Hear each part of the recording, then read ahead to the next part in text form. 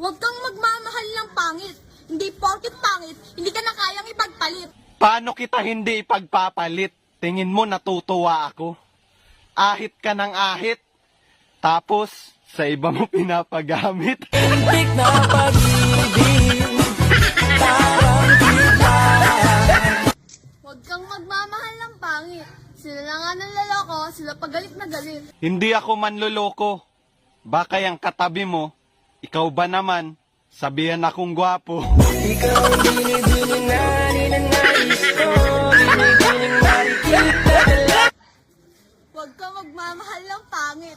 Kasi kahit pangit, malaloko. Kung magpapaloko ka, dun na sa gwapo. Oo, alam ko na mas pipiliin mo yung gwapo kaysa sa pangit na tulad ko.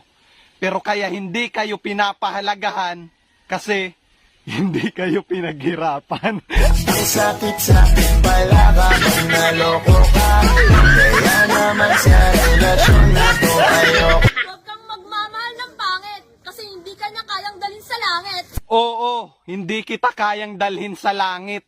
Andun kasi yung asawa ko, baka magalit. Ayaw kitang bilitin kung di ka pa handa. Sa susunod na lang, sa susunod. Huwag kang magmamahal ng pangit dahil kung sino pa yung pangit, sila pa yung mapanakit. Mapanakit? Bakit pag iniwan kayo ng mga pogi at gipit na gipit, kanino kayo lumalapit? Di ba sa aming mga pangit? Sana'y di na lang kita nakilala. Pangit man sila sa iyong paningin, huwag kang mag-alala, hindi sila nagsisinungaling. Kung itsura lang ang labanan, alam ko talo ako. Pero kung patigasan ang ulo, subukan mo ako. Tumagilid, tumihaya, lumuhod at dumapa, na matapos na kami. Huwag kang magmamahal ng pangit.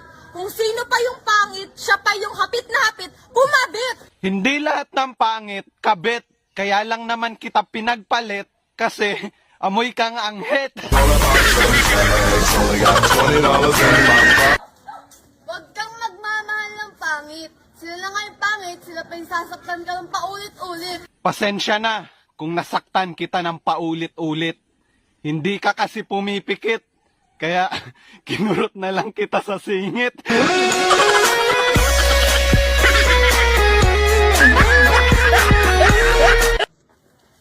Huwag kang magmamahal ng pangit. Kasi mukha silang puwet. Talagang wag kang magmamahal ng pangit. Kasi siguradong wasak